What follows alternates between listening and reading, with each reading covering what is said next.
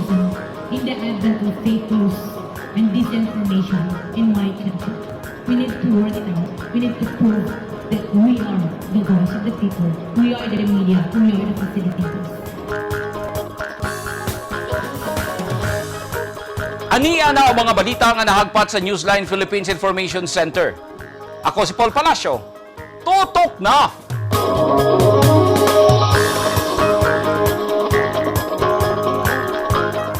Sa mga headlines, patay sa ngilngig nga bangga sa mga sakyanan sa Jensan, misaka na sa Napulo, upat ang angol.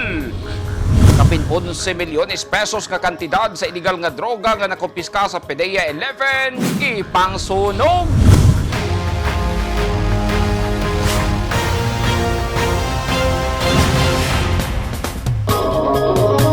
Sa detalye sa atong mga balita, misaka na sa Napulo ang namatay sa ngilngig nga bangga sa tulo ka mga sakyanan sa National Highway sa Barangay Batumelong, General Santos City kagahapon sa hapon, Agosto 4, 2022. Kadaghanan sa mga nangamatay, mga pasahero sa van. Ani ang report ni Eugene Hinutan.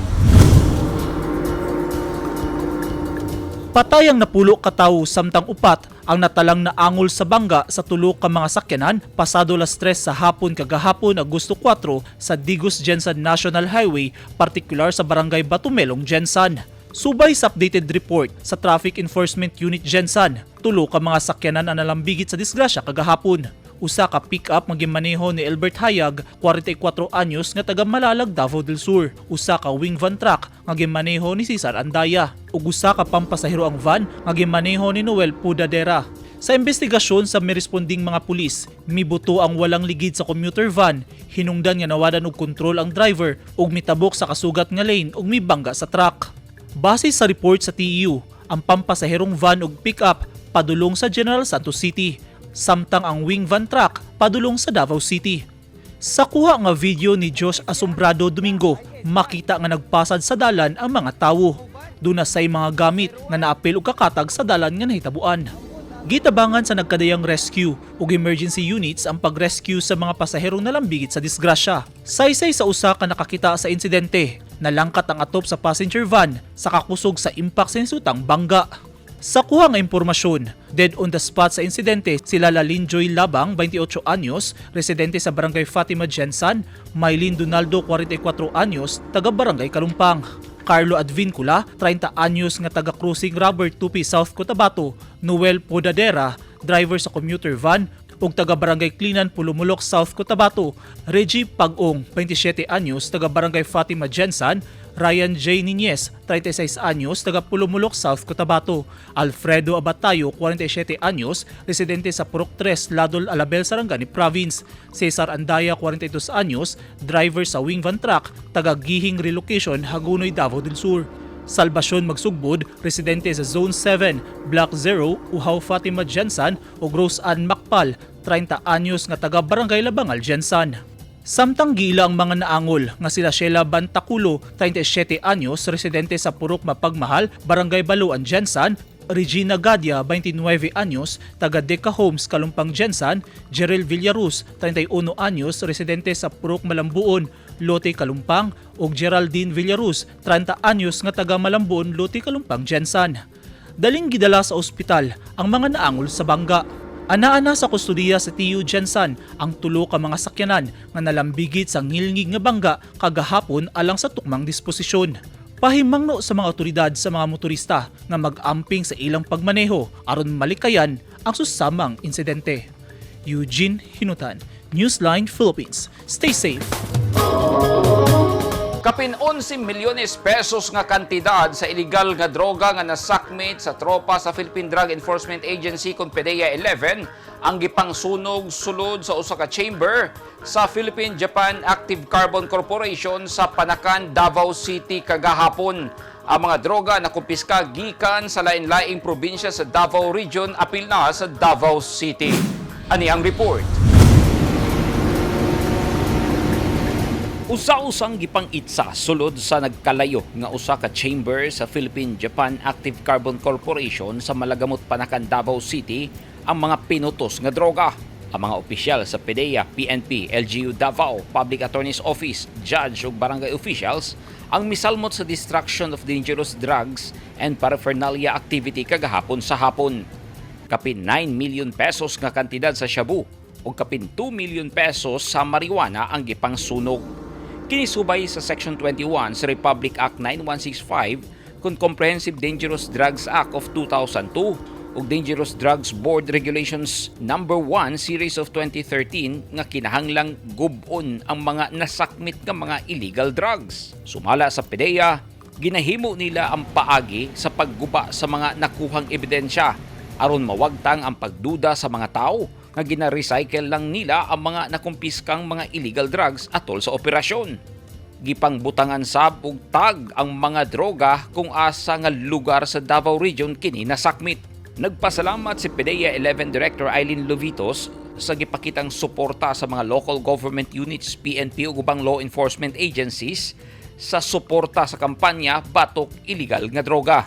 Midunol sab og Certificate of Recognition and Appreciation ang PDEA ngadto sa PJAC sa walay puas nga suporta niini ngadto sa ahensya. Wala pa gilif sa lokal nga gobyerno sa Davao City ang pasidaan niini sa mga tao nga dili una maligo ug mangisda sa Davao River human ang chemical spill gikan sa nahagbong nga truck sa bangin sa Barangay Suwawan, Marilug District ning syudad. Sumala sa City Health Office, makapaso sa panit ug makamatay kung mainom ang chemical nga caustic soda kon sodium hydroxide nga karga sa truck nga midagayday paingon sa Suwawan River nga usa ka tributary sa Davao River. Ani ang report ni Eugene Hinutan. Gipasabot karon sa City Health Office pinaagi ni Marjorie Culas ang Assistant City Health Officer for Operations nga ang chemical nga midagayday sa Suwawan River peligroso sa panglawas. Mao nga dihang nahagbong ang truck sa bangin sa Barangay Suwawan, Marilug District, Davao City niadtong Agosto 1. Dali dayong nagpagawas og advisory ang lokal nga gobyerno nga nagdili sa mga tawo nga maligo ug mamasol sa Davao River. Kay ang chemical nga caustic soda kon sodium hydroxide makapaso sa panit ug makamatay bisan pa og nasagol na kini sa tubig. First, if you come in contact with the particular chemical, it will cause burn. So panalitan kung nakainom kag water contaminated with caustic soda, magsunog ang imuhang mouth, lips. O kung ma-ingest nimo siya, it will cause kanang irritation sa digestive system. So magsuka, maluya.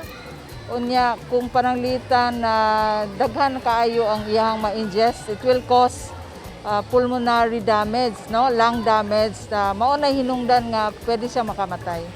Hangtod karon, wala pa gibakwi ang advisory ug gipaigmat gihapon sa CHO ang katawhan hilabi na gyud ang mga residente sa Suwawan. Nakig-alayon na ang CHO sa barangay aron makatabang sila sa pagpasabot sa mga residente sa peligrosong hatod sa chemical. It was found out that the chemical spillage is the caustic soda or ginatawag na sodium hydroxide. So, naay advisory nga gipagawas ng City Health Office, particularly our environmental sanitation, nga no river contact. So, we already coordinated with the Barangay Council of Suwawan to advise people not to engage in swimming sa rivers, and eating fishes, mangisda, no? O manglaba or mugamit sa tubig sa katungkong asa na yabutong atong chemical. Niadtong Agosto 2, nakakolekta na og water sample gikan sa nasangpit nga lugar ang taga Department of Environment and Natural Resources Environmental Management Bureau apan wala pa kini resulta. Hilabi nang adunay report nga nangamatay ang mga isda ug kasili tungod sa chemical spill. If we're going to check to confirm whether there was contamination, it has to be confirmed by laboratory testing. So, ang hibala nako ang DNR, nag-collect naman sila water sample to check whether na caustic soda along Davao River. Maghulat pa ta sa result kay wala pa man ni gawas ang resulta. It will take 3 to 4 days daw aron na makita na nato kung unsay results sa testing. Lauman nga mugawas karong adlaw uugma ang resulta sa gihimong water testing sa DNR-EMB. Mipasalig ang mga hingtungdang ahensya nga ipahibalo dayon sa publiko ang resulta. Eugene Hinutan, Newsline Philippines, Davao Region, stay safe. Gikinahanglan kanunay nga ibutang sa hunahuna sa mga peacekeeping forces sama sa Barangay Peace Action Team kon BIPAT ang ilang papel sa ilang mga barangay ug kung unsaon nila mapadayon ang ilang mga tagsa-tagsa ka mga responsibilidad. Hinungdan nga gikinahanglan nila ang training o seminar aron sila mabansay pag-ayo.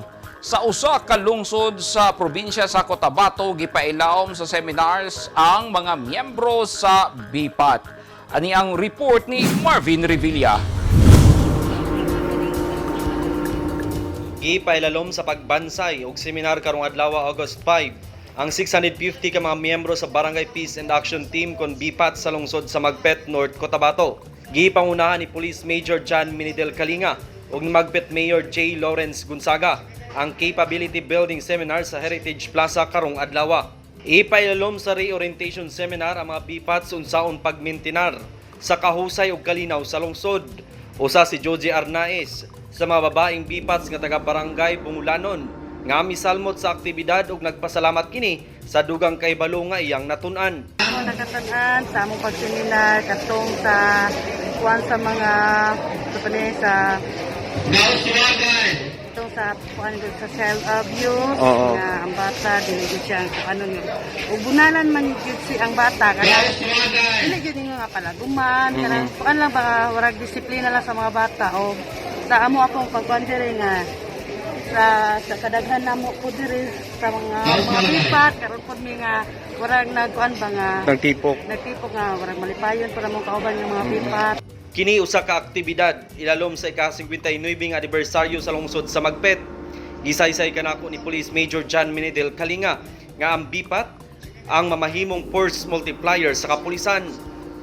Pagtigayon kita og reorientation sa atong BIPAT kay kanis la atong gamiton karong umabot nga pista bilang atong force multiplier kay ato na sing giandaman ang atong mga seguridad sa mga mutambong kay kabalutan nga daghan dito og mutambong sa selebrasyon. Considering nga ang lungsod sa Magpet malambuo na. Dugang pa ni Kalinga, gikinahanglan pa nila ang suporta sa mga BIPATs tungod aduna sila'y nagkadaiyang area nga pagatutukan o pagabantayan aron mahanay ang matag aktibidad sa maong selebrasyon. Ang anibersaryo sa lungsod sa Magpet sugdan sa Lunes, August 8 hangtod Sabado, August 13 karong tuig 2022. Usa sa mga dakong aktibidad ang pagpili sa umabot nga mutya ng Magpet 2022 o gikahinaman kini sa mga residente. Marvin Revilla, Newsline Philippines, Province of North Cotabato. Stay safe! At tangi o planyaw-yaw sa mga pulis sa Kidapawan City nagpadayon o siyam ka mga minor de edad nga miyembro sa tribong Badyaw gipang rescue kay nang limos sa Mati City.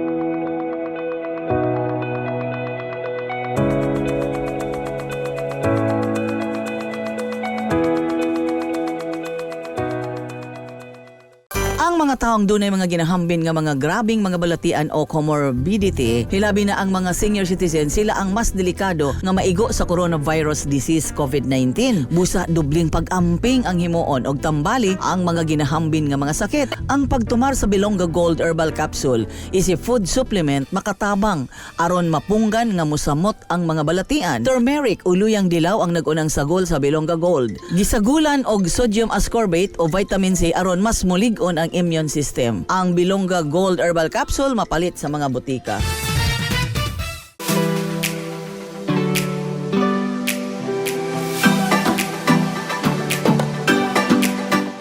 want to be beautiful inside out? Visit RNC Lounge Aesthetics and Wellness, located at Door 3, Molavi Building, Emilio Jacinto Street, Davao City. Your total beauty and wellness center.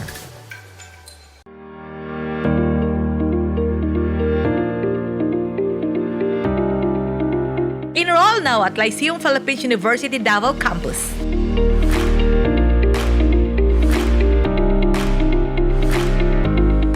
Courses offered: College of Health and Sciences, BS Medical Technology, BS Pharmacy, College of Business and Accountancy, BS Accountancy, BS Administration, BS Management Accounting, BS Customs Administration, Bachelor of Arts in Sciences, Bachelor of Multimedia Arts, Bachelor of Forensic Science, College of International Tourism and Hospitality Management, BS Hospitality Management, BS Tourism Management. They also offer junior college and the following courses: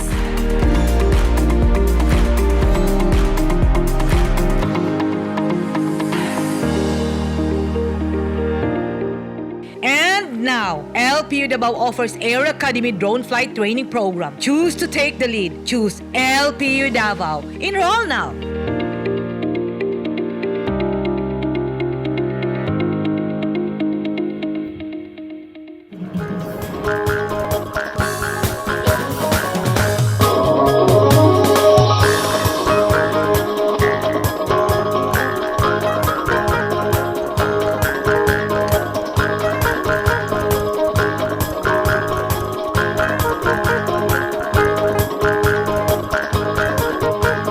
This portion is brought to you by Toyota.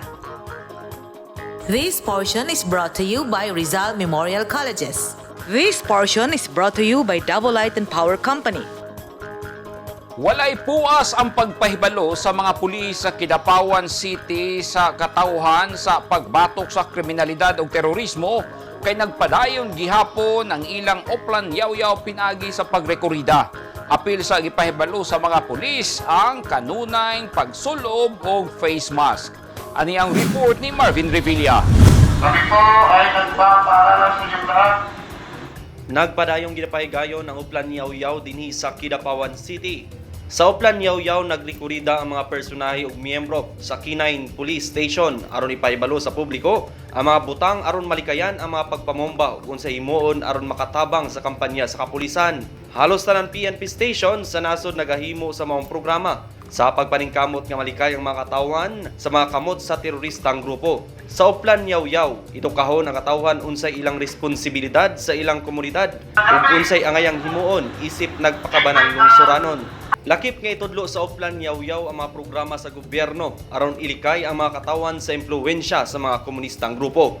Samtang gidugang usab niini sa pagyaw-yaw sa publiko ang kalabot sa social and physical distancing, pagsulob og face mask, COVID-19 awareness o precaution o ginapahibalo niini ang publiko nga mag-amping og magbinantayanon aron malikay ang kontaminasyon sa virus. Gani sa milabayng adlaw, naabtan sa Newsline Philippines ang paglibot-libot usab sa K9 units sa Dakbayan, particularmente sa City Plaza, Pavilion o Rizal Park, City High Walk. Kini may kalabutan usab sa umaabot nga kapistahan sa ika-75th nga anibersaryo ning Dakbayan sa Kidapawan o kon kasadya sa Timpupo 2022. Magbantay matag adlaw ang K9 handlers aron masiguro ang seguridad sa publiko alang sa maong selebrasyon. Makita sab ang K9 unit sa Mega Market, Overland Terminal o guban pang mataong nga lugar kauban ang ilang highly trained K9 dogs. Ang naisgutang selebrasyon pagasugdan karong umaabot nga Agosto 6 hangtod Agosto 18, 2022. Marvin Revilla, Newsline Philippines, Province of North Cotabato. Stay safe! Gipang rescue sa mga personahe sa Mati Public Safety ug Mati Social Welfare and Development Office ang napulo ka mga badyaw nga naglaroy-laroy sa syudad ug nanglimos sa mga motorista. Siyam niini ang mga minor de edad. Subay sa impormasyon, nakita ang grupo sa mga badyaw naglaag-laag sa poblasyon area nga nanuktok sa bintana sa mga sakyanan aron mga yuglimos nga kwarta. Nakahukom ang mga otoridad nga i-rescue sila sanglit makahatag kinig peligro sa ilang kaugalingon ingon man ngadto sa mga motorista. Nakasupak ang grupo sa City Ordinance number 427 kon disiplina panahon sa pandemya ordinance. Gitabangan na hinuon sila sa Mati City LGU sa ilang pamasahe aron makauli na sila sa ilang mga ginikanan o Pinoy-anan. Gipakaon una ang mga na-rescue nga badyaw, gihatagan sab sila og cash assistance sa Mati CSWDO isip ilang food allowance ay gipasakay pauli sa ilang mga tagsa-tagsa ka mga lugar. Walay na record sa Mati nga adunay badyaw community sa syudad. Nagpahigayon og clean-up drive ang City Mayor's Office sa Panabo sa City Health Office area o karaang palengke sa Barangay New Pandan kagahapon Agosto 4, 2022. Gipanghawanan o gipanghakot ang mga nagtaponog na mga basura palibot sa opisina sa CHO. Makita sa pictures nga gipangablihan sa mga nanghinlo ang mga kanal sa palengke aron makuha ang mga nakabara nga mga basura. Nagpahinumdom si Panabo City Mayor Jose Relampago sa katauhan nga kinahanglan nga responsable sa insaktong paglabay sa mga basura. Kinahanglan nga magtinabangay aron hinlo o malinawon ang syudad.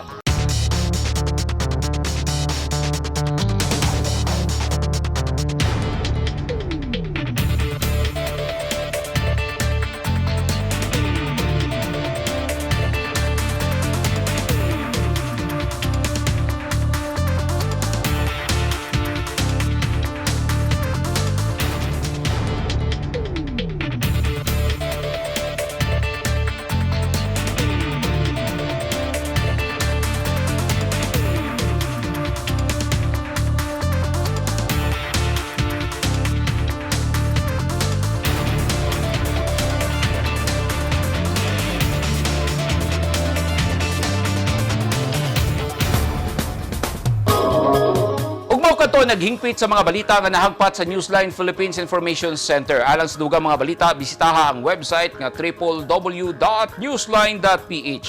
Sa Facebook page, Instagram, newsline.ph. ug sa Twitter, newsline.ph. Kung aduna mo'y mga balita o impormasyon sa inyong tagsa-tagsa ka mga lugar sama sa sunog ug baha, mamahimo ka na ninyong i-share pinagi sa Newsline Messenger. Masundan no sa ninyo pinagi sa pag-subscribe sa YouTube channel sa Newsline Philippines. Ako si Paul Palacio. Daghang salamat and stay safe!